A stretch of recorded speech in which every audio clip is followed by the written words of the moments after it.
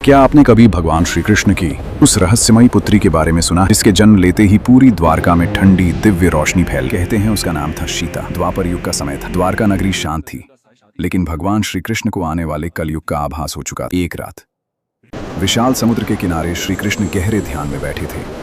तभी अचानक समुद्र की लहरों से एक दिव्य प्रकाश, वो थी देवी योगमाया। उन्होंने कहा, हे कृष्ण, कलयुग में अंधकार बढ़ेगा, मनुष्यों के हृदय से दया और शांति समाप्त, इसलिए आपकी शक्ति से एक दिव्य कन्या जन्म लेगी जो संसार में शीतलता और करुणा फैलाए। कुछ समय बाद रुक्मिणी ने एक कन्या को जन्म दिया। ये कन्या नहीं, स्वयं शांति का जैसे जैसे सीता बड़ी होने लगी, उनकी दिव्य शक्तियां भी प्रकट होने लगी। जहां वो कदम रखती वहां सूखी धरती पर भी फूल खिल उठे। लेकिन एक दिन हिमालय के महान आर्षि द्वारका पहुंचे। उन्होंने श्री कृष्ण को चेतावनी दी, यदि सीता पृथ्वी पर रहीं, कलयुग की अंधेरी शक्तियां उन्हें पाने के लिए विनाश मचा देंगी। यह सुनकर श्री कृष्ण गंभीर हो गए। उन्हें समझ आ चुका था कि सीता को इस संसार से दूर भेजना ही होगा।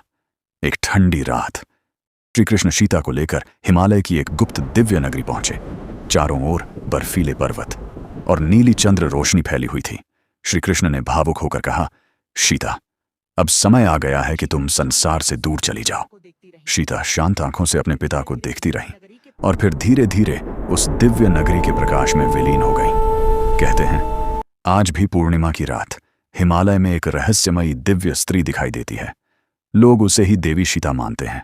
अगर आप ऐसी रहस्यमयी पौराणिक कथाएं और देखना चाहते हैं तो चैनल को सब्सक्राइब जरूर करें।